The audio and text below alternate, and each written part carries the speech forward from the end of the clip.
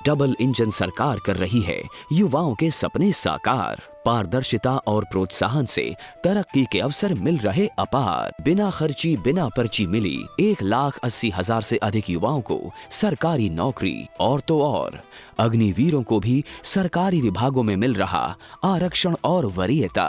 साथियों, हमने केवल सरकारी नौकरी ही नहीं बल्कि रोजगार सुरक्षा पर भी काम किया है।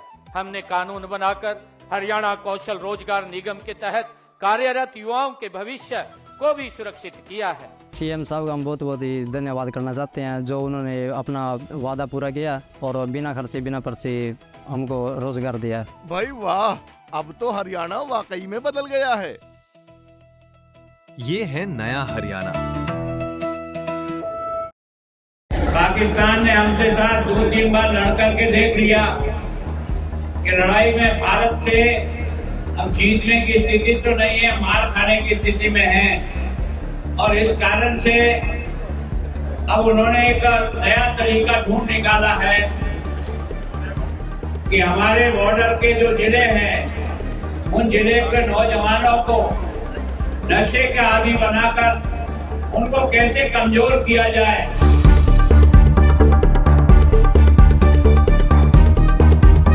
अपने 350 वर्ष मंगाया गुरु तेग बहादुर साहब का। मैं सोचता हूँ इस बात को कि उन्होंने अपनी जान देकर के भी जम्मू कश्मीर के पंडितों का धर्म बचाने का प्रयास किया, उनकी जनों बचाने का प्रयास किया। ऐसे समय में हम सब लोग केवल और केवल नशा भगाना है। ये इसलिए कि हमारी आने वाली ये जो यंग पीढ़ी है ये बर्बाद न हो जाए, इसकी शक्ति खत्म न हो जाए और दुश्मन का जो इरादा है वो सफल नहीं हो जाए। हमारी जो सबसे बड़ी कमजोरी आज हमको जो दिखाई देती है वो नशा हमारे यहाँ के नौजवानों को खा रहा है। और देश को कमजोर करने के लिए सबसे बड़ा हथियार हमारे पड़ोसी देशों ने किया है। इससे बचाने के लिए हमको अभियान चलाना पड़ रहा है।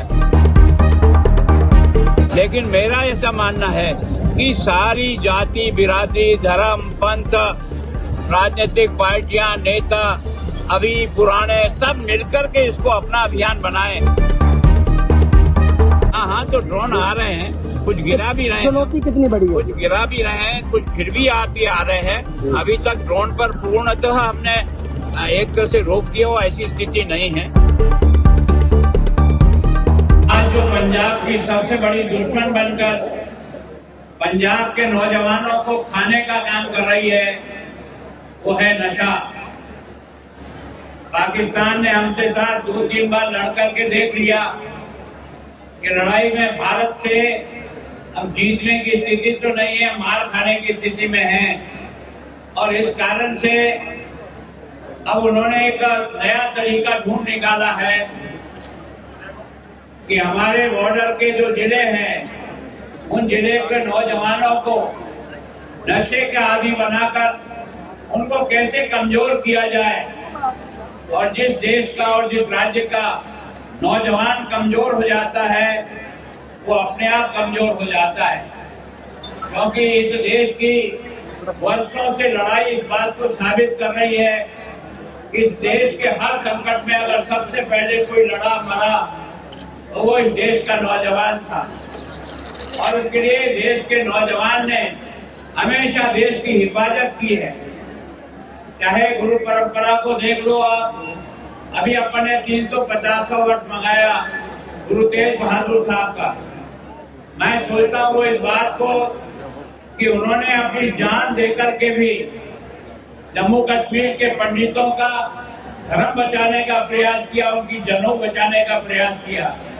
और मैं सोचता हूँ इतना बड़ा बलिदान अब तक दुनिया के इतिहास में देखने को नहीं मिला है। अब हम उस पर वार करेंगे तो हम उसमें से आगे बढ़ जाएंगे। ऐसे समय में हम सब लोग केवल और केवल नशा भगाना है।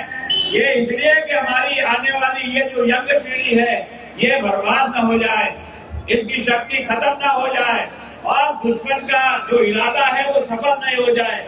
इसके लिए मैं सोचता हूँ सरकार प्रयास कर रही है यहाँ के धार्मिक संस्थाओं के जो नेता हैं वो वहाँ कर रहे हैं। हमारे कई यहाँ के गुरुद्वार हैं, उनके जो प्रमुख हैं वो काम कर रहे हैं। कई विश्वविद्यालय कर रहे हैं, कई व्यक्तिगत आदमी कर रहे हैं। लेकिन जब तक सब मिल करके इस पर वार नहीं करेंगे तब तक हम इस पर विजय नहीं प्राप्त करेंगे। पंजाब को और पंजाब के बॉर्डर को और हमारे नौजवानों को कमजोर करने के लिए हमारे पड़ोसी देश का जो षड्यंत्र चल रहा है और उसके कारण से हमारा यहाँ का नौजवान नशे के साथ बहुत बड़ी तादाद में जुड़ रहा है। हमारी जो सबसे बड़ी कमजोरी आज हमको जो दिखाई देती है वो नशा हमारे यहाँ के नौजवानों को खा रहा है और देश को कमजोर करने के लिए सबसे बड़ा हथियार हमारे पड़ोसी देशों ने किया है। इससे बचाने के लिए हमको अभियान चलाना पड़ रहा है।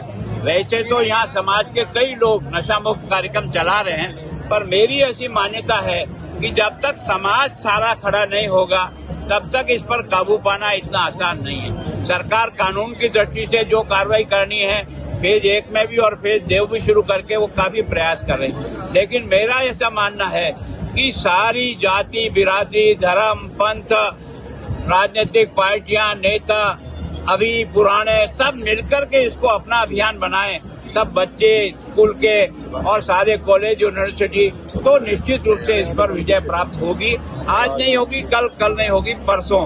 लेकिन रास्ते पर कदम बढ़ाना शुरू किया है यहाँ की जनता ने, तो सफलता जरूर मिलेगी। आपने पाकिस्तान का जिक्र किया है जिसमें ड्रोन की बात की गई है आपकी तरफ से आपके संबोधन के अंदर। हाँ, तो ड्रोन आ रहे हैं, कुछ गिरा भी रहे हैं। चुनौती कितनी बड़ी है? कुछ गिरा भी रहे हैं, कुछ फिर भी आ रहे हैं। अभी तक ड्रोन पर पूर्णतः हमने एक तरह से रोक दिया हो ऐसी स्थिति नहीं है।